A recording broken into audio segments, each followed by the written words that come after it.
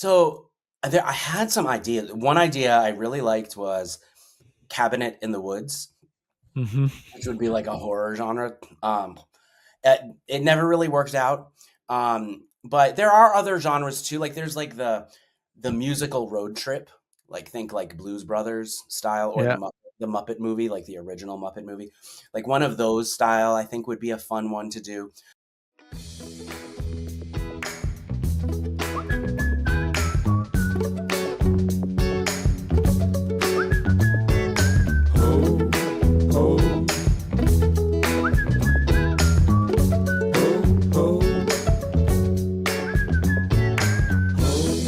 Welcome to Storycomic Presents, where we interview amazing storytellers and artists. This is episode 468. I'm your host, Barney Smith of Storycomic.com, and we're excited to have back with us the award-winning and internationally acclaimed children's book author, Josh Funk. Hey, Josh. thanks so much for having me, Barney. How are you? Yeah, I'm doing well. This is exciting because I know because you are a published author, you got an agent, you have a you go through, and it's interesting because I reached out to you, I think it was last year, say that having you come back on, and you're like, yeah, I got a book coming out, and I'm like, great, let's nail down a time in the next, I don't know, few weeks or so. And you're like, well, it's coming out next year. So I'm like, okay, so we'll schedule. So this was probably the longest out scheduled interview I've had. It was over a year. Yeah, It was definitely. over a year ago. Yeah. Yeah. Well, picture books take a long time, man. They take a long time from the time that you have to write all the words, and then once it sells, you got to wait for the illustrator to do all the work and all that stuff. And yeah, so but Whodonut came out in September, and it is my 21st book. It is the seventh book in the Lady Pancake and Sir French Toast picture book series. Wow. Um, yeah, it for now it might be the last one in the picture book series, but we're working on doing some fun things in the future that I can't talk about yet because publishing is so slow, and I haven't signed any contracts yet, even though I've written first drafts of things. So, but yeah, this is it's a book about well, Lady Pancake and Sir French Toast. They have adventures in the fridge. They are a pancake and a French toast. They're best friends, and in each adventure, usually there's some sort of fridge problem that they have. And in the first book, for example, the original Lady Pancake and Sir French Toast, the fridge problem is that there's only one drop of syrup left in the bottle, and both characters want it. And I think that's sort of like a fridge problem that you and I might have. There's only one piece of pizza left or one piece of cake, and you got to argue with somebody over who gets to eat it, right? Especially kids. Um, and so they race for the last drop of syrup. That's book number one. And then when I loved Brendan Kearney's art so much. Brendan is the illustrator of all of these books. He's done an amazing job, and I loved his art so much. I wanted to tell more stories in this world, and I thought, what problems could there be in a fridge? We already had there's only one drop of syrup left, but what other problems could there be? And my next idea was, like, have you ever opened the fridge and smelled something kind of funny? And that's where we get the case of the stinky stench. And in the case of the stinky stench, Lady Pancake and Sir French Toast, they have to help Inspector Croissant try to figure out why the fridge smells so bad, sort of like an adventure mystery. And Hmm. then my next idea was, um, when you open the fridge and things are a little too cold, starting to freeze over, get a little frostbite. Maybe there's ice chips in your lemonade or your cream cheese turns to a block of ice. Well, that's what happens in Mission Defrostable. And in Mission Defrostable, Lady Pancake and Sir French Toast have to help Agent Asparagus try to figure out why the fridge is freezing over. She works for the FBI, the Fridge Bureau of Investigation. And so those are my first three books in the series. I was visiting kids in schools and libraries and bookstores, and the most common question I got was, how are Lady Pancake and Sir French Toast not stale yet? And I thought, you know what? I need to address that. So that's the fridge problem of book number four Right. is, have you ever opened the fridge and you want to take something out and you wanted to eat it and you were excited? It was all gross and moldy and spoiled and disgusting. Well, that's what happens in Short and Sweet. In Short and Sweet, Lady Pancake and Sir French Toast, they have to, they do start to go stale. And so they visit Professor Biscotti. She has a despoiling ray. Unfortunately, her despoiling ray works a little bit too well, and it shrinks them into tiny little kids. I think that's the book I was here to talk about last time. Yeah, it was around that time when you also talked about My Pet Feet. It was around Oh, that and My Pet time. Feet was coming out, right? Okay, Yeah, so that's a different series. And so My Pet Feet was after this one, and so, yeah, but anyway, I digress. So in short and sweet, yeah. So you can see they accidentally the Professor Biscotti accidentally shrinks them into tiny little kids. So you can see she's got a little teddy bear. For those of you who are watching, if not, just trust me. She has a little teddy bear, and he has a little blankie with no mustache, and then so these I at this point I realized that each one of the books was a different genre. So the first book was a race, the second book was an adventure mystery, uh, and the third book, Mission to Frostable, was an action adventure spy thriller, and the fourth book was sort of like a sci-fi comedy magical body swap like Freaky Friday or Big. And then I was like, all right, well, whatever I do next, it has to be another genre, right. and it also has to have a fridge problem. And so the fridge problem for the next one, I thought, has anyone ever opened the fridge and the light bulb was out? So that's what happens in The Great Caper Caper. In The Great Caper Caper, the evil Count Caper steals the light bulb, and Lady Pancake and Sir French Toast have to steal it back. That one came out, I think, right after My Pet Feet, so I might have mentioned that one, but we didn't really talk about it much. Right. So in that one, the evil Count Caper steals the light bulb, and so it's basically Ocean's 11 in the fridge. It's a Lost Veggies heist.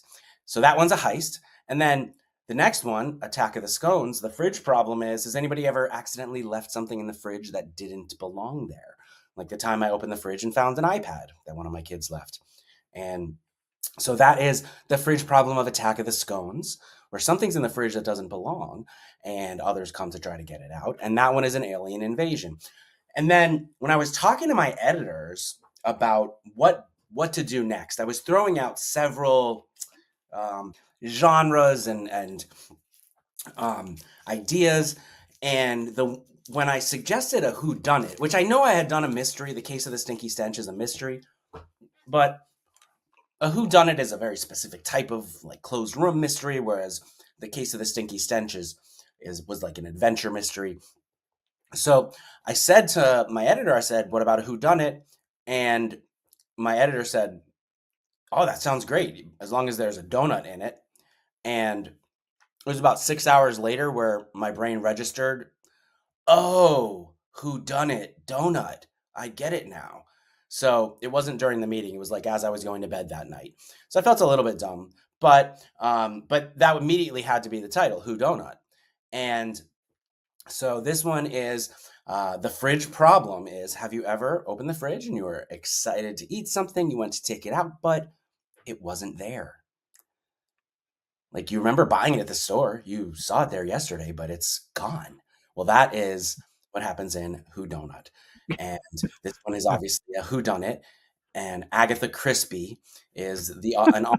She has the last book in the Miss Maple series. She's about to read it on holiday eve, and big fans, Lady Pancake and Sir French Toast, won special tickets to get there and to go to her home gingerbread mansion to see the reading, but the book is stolen and disappears. And so they go on a kind of Clue the movie style search for the book, and they split up and go throughout the house, and ultimately it should be pretty obvious to most third graders and above who the culprit is once you see the list of suspects. But I think that based on my experience, by the way, I'm just saying, when I read it in classrooms and I'm like, does anyone have any guesses? Shout out who you think did it.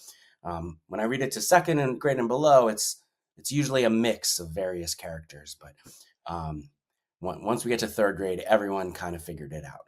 So, which is Right. good. I think you want to be able to solve the mystery. There are clues there. Um, and so, yeah, that is the story of Who Donut, a holiday mystery. And so, because you mentioned each one out of the seven series kind of has like a movie genre. Uh, is there a genre that you still want to kind of tap into for this series? So, I had some ideas. One idea I really liked was Cabinet in the Woods, Hmm. which would be like a horror genre. it never really worked out. But there are other genres too. Like there's like the musical road trip, like think like Blues Brothers style, or Yeah. the Muppet movie, like the original Muppet movie. Like one of those style, I think would be a fun one to do because Brendan Kearney, the illustrator, he actually adds all these funny, silly band names into every book. So we've got a whole host of musical characters already. Not in the first one, but starting in book two, they all end with each book ends with what's called a gatefold. It is a Mm. page that folds out of the book. And I didn't know that until somebody told me oh, your book has a gatefold. So this is the last page of the first book. You can see Oh, that's awesome. down. Yeah. This is called a gatefold. And the page before that is usually a wordless spread with the characters all kind of doing their thing. Starting in book two, that wordless spread was always a party, and Brendan always had a musician playing. In book number two, it was Spuddy Holly and the Croquettes. In book number three, it was the Peach Boys. In book number four, he had Juice Springsteen, along with a whole bunch of other characters on a poster that he didn't actually illustrate, but they were listed. Jimi Hendrix, Lunchbox 20, the Food Fighters. And in book five, it was Barry Manilow in the Lost Veggies one, which was sort of my suggestion, but I regret that because in book seven, it's Elvis Parsley, and that one would have been so much better for that one. And then in book six, it's Brad Zeppelin. So we already have a whole bunch of characters to play with, and I have ideas for others. So that would be a musical road trip. But there may be ways to do some of that. A sports story could also be kind of fun. Um, they're not always necessarily spoofs of movies specifically. Like Attack of the Scones is really just the title. And fun fact about Attack of the Scones, um, we we had a character in there that was never mentioned in the text. It was actually Attack of the Scones. I read it out loud to a classroom over Zoom that I Zoom with every year. There's a fifth grade teacher on Long Island. We Zoom every year. I've known her for over a decade. And one of her students said to her, and she emailed me about this right after, are you ever going to put Obi-Wan cannoli in a book? And I was like, oh, Attack of the Scones is the perfect one. So I messaged Brendan, the illustrator. Normally we don't talk directly to each other. We usually go through the publisher Right. to discuss the illustrations. But so I messaged him and I said, can you add Obi-Wan cannoli to this one page in the background? Like there's a page that they're all preparing for battle. And um, and I was like, he already looks like a cannoli. Like he's basically a white dude in a brown cloak with a white beard. Like that's what a cannoli is. And so he's like, yeah, how's this? And he drew it like he's in England, so he might have been the next day just based on the time. But he sent me a perfect Obi-Wan cannoli. And and he just slipped it into one of the later rounds of the revision. Unfortunately, the legal department saw it, Oh, yeah. and now you can see there is a gap on this page right here, right there, next to Juice Springsteen and above Mistake, where Right. Obi-Wan Kenobi used to be. But the legal department made us take it. And Take you know what? I think it's because he illustrated a lightsaber, or what I called a saber of light.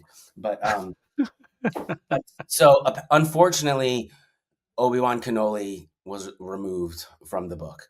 But mm, but yeah, so spoofs we got to be a little careful with for copyright purposes.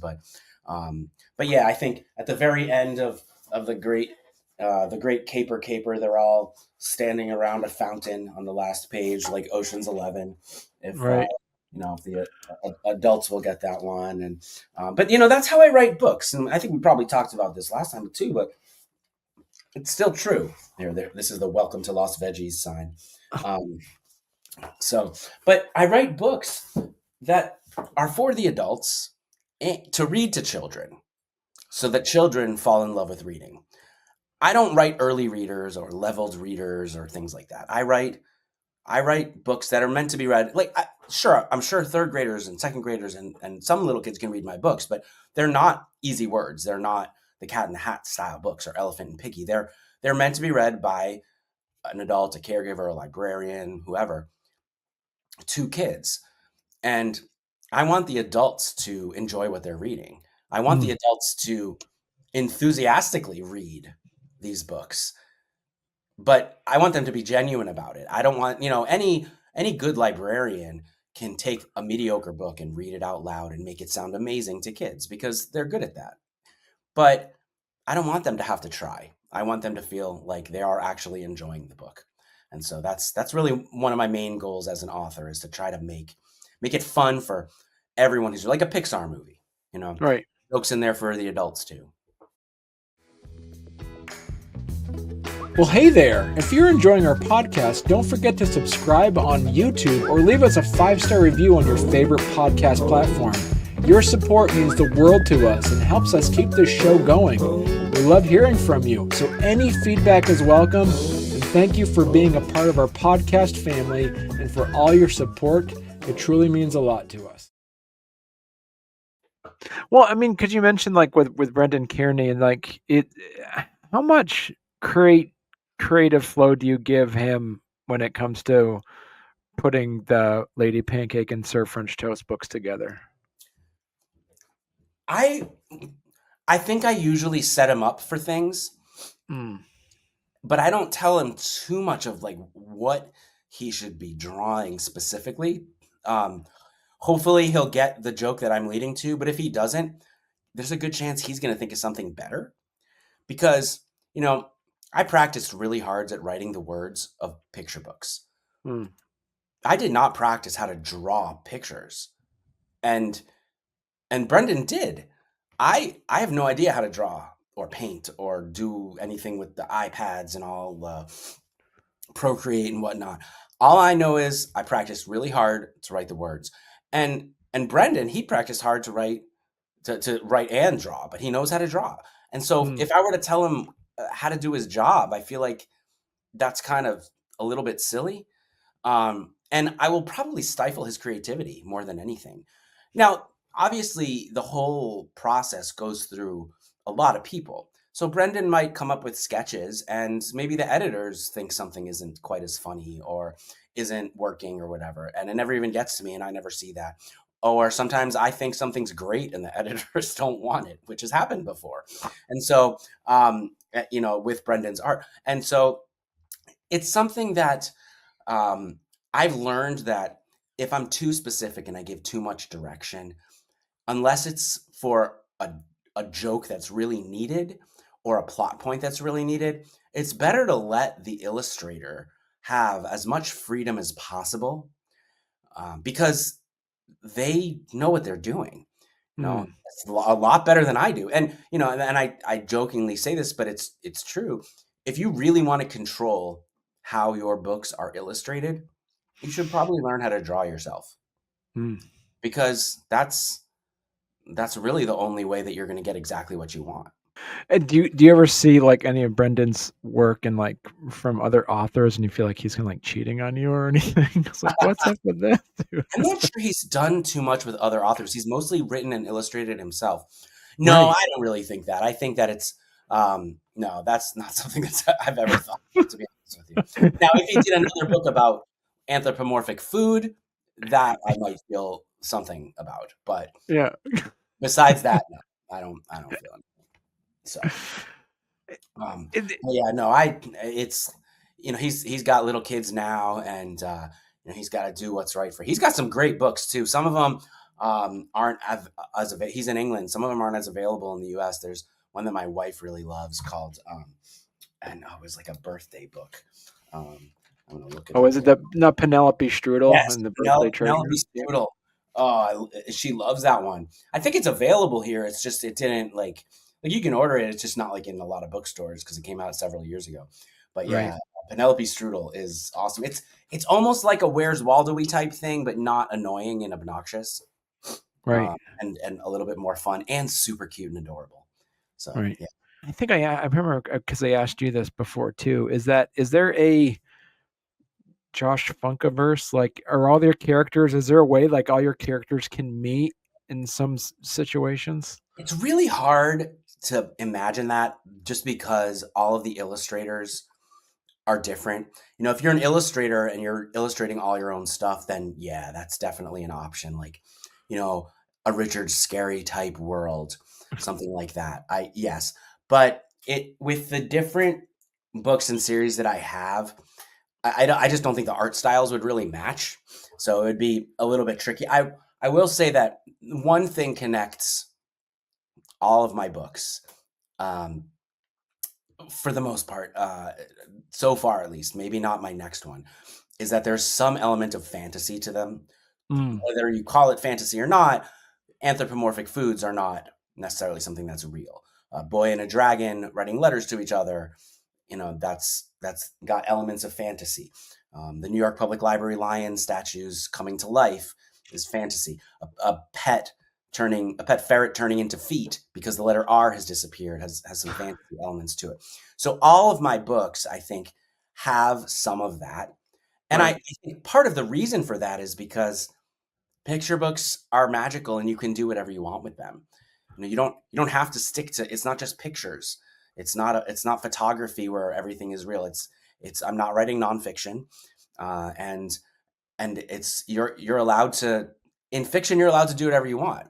And so I would say none of mine are necessarily even realistic fiction. Um, I have a new book coming out in the spring called uh, The Dino Door, which is illustrated by Renee Carilla. You can't find it yet. Any day now, it's going to go up for pre-order. Well, maybe it is available by the time this loads. In this book, it's a little kid finds a door in his room that leads to a world of dinosaurs, and the whole book is written with only 20 different words, and they all rhyme with dinosaur. So it's like dino soar like you're flying, dino roar, dino oar like you're rowing, and then the little kid's playing with all these toys, and Dino score. He's playing, a sports game with them. Um, and then obviously he sees his chores and it's bedtime. And or it might be a she. I don't think there's any gender to the character. And the character says, Dino more, Dino chore, um, Dino bore. And then um, then ends up finding this dino door, which takes him to a fantasy world. And so that one has it too. I mean, they all do. It's a little bit of a Harold and the Purple Crayon meets Journey by Aaron Becker, or Where the Wild Things Are, I guess. Right. But yeah, and then I do have one book though. It's called A Celebration of You, which comes out in the spring, which is Yeah. kind of Yeah. I saw a that. um, graduation, kindergarten graduation slash baby book. Mm, It's a poetic, lyrical, um, just it's hard to describe because I don't have books like this. I would describe it as sort of a Peter Reynolds style emotional journey type of book. mm. Um, yeah, a world full of wonder and it's celebrating the extraordinary things every day is kind of the title has gone through so many different iterations. By the way, at first, I sold this book in 2019, and it's been a long journey. It's illustrated by Kip Alizada. Their illustrations are amazing. Awards they've won awards, and it's great. So I love their art. At first, it was called Celebrate. Then they wanted the word "you" in the title. Then they didn't want the word "you" in the title, and so it's called Extraordinary. Then they wanted "you" again in the title, so it was Extraordinary, a celebration of you. Then they didn't want it to be so long, so we cut the extraordinary. It ended up being a celebration of you. But it's really a celebration of the everyday things in life, a celebration of the things that you feel, the celebration of external, the internal, the existential, and um, that's yeah. I'm not sure because it's so different than the rest of my books how to feel about how it will be received. So we'll just have to wait and see. But Well, yeah, I mean, hopefully you don't have to go and buy a copy of Oh the Places You'll Go for every single graduate that you have in your life because they already have 10 copies. I mean, it's interesting because we're just talking about Lady Pancake and Sir French Toast, so the Whodunit, a holiday mystery, and as of this recording, we're in September, and then you're talking about a celebration of you, and that's going to be released in March, and you're talking about that being a graduation book. Is it normal to have books come out 3 months before? Yeah, 2 to 3 months.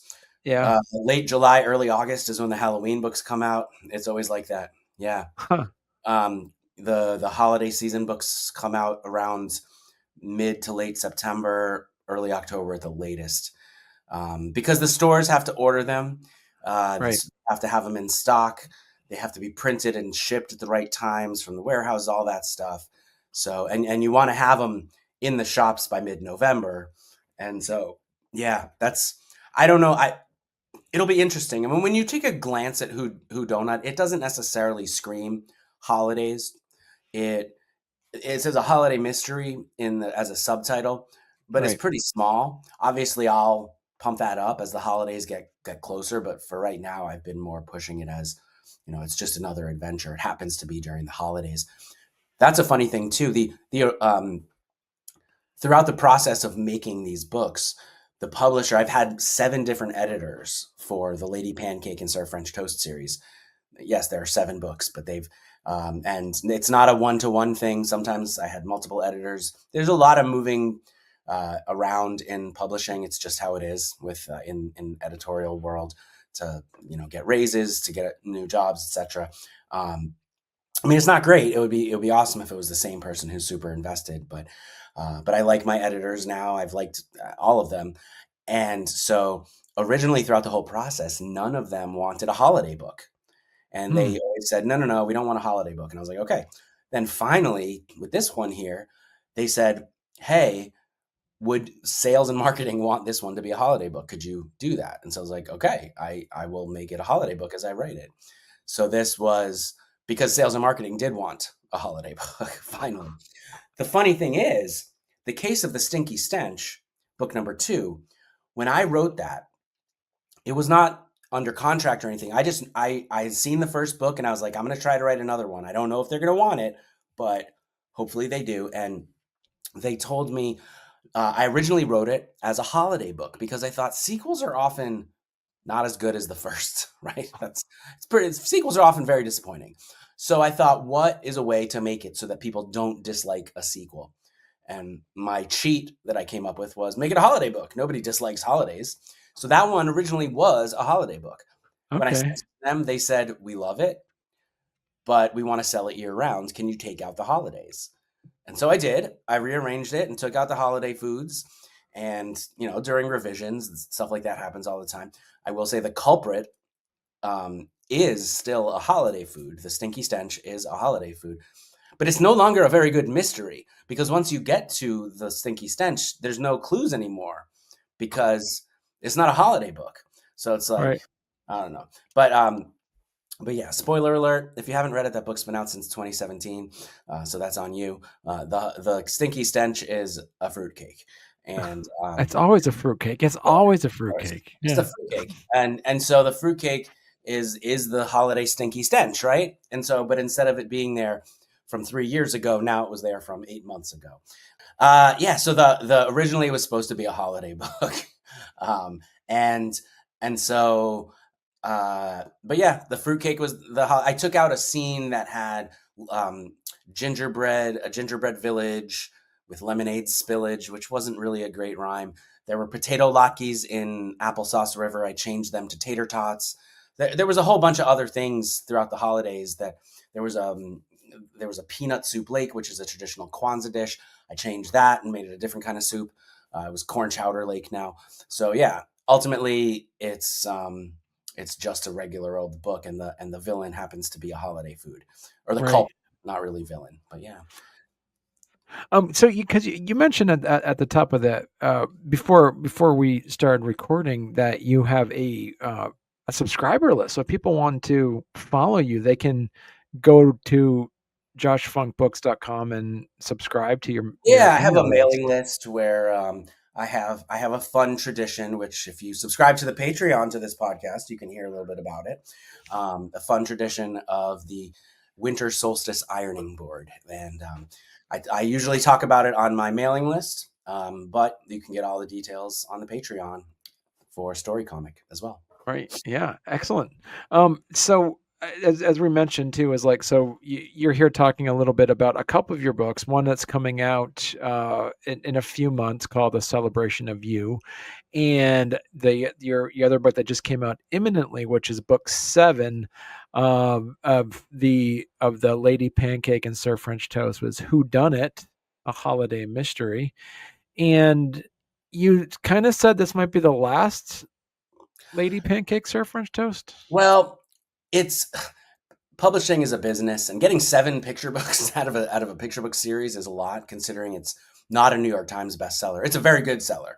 I've this series as a whole, through a year ago, including 6 books, has sold over 250,000 copies, which is a lot. Wow.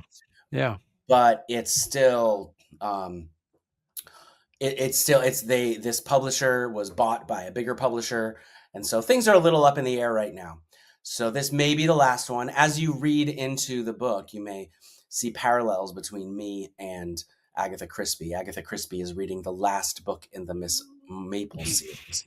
But at the end, she says something about writing new characters might be a treat. So it's possible that we will hopefully have some news to share. I mean, knowing publishing, it'll be in like a year and a half. But yeah, so this is not the end for Lady Pancake and Sir French Toast, at least not for me. Right. And I think Brendan's on board too with whatever we do next. So. Right. Excellent. And well, Josh, you're gonna have to come back on again. Not every couple years. I mean, we'll try to at least every 100 episodes or so. We should have a Josh Funk interview. All right, sounds good to me. Yeah, I'm free in. Are you free in 2027 April? Maybe does that sound good? Yes, I think so. Yeah. Okay, Yeah. cool. We'll work it out. I will work it out. Excellent. Well, thank you so much, Josh. I really enjoy these conversations. Thanks for having me, Barney. It's a great podcast. I really appreciate you inviting me again.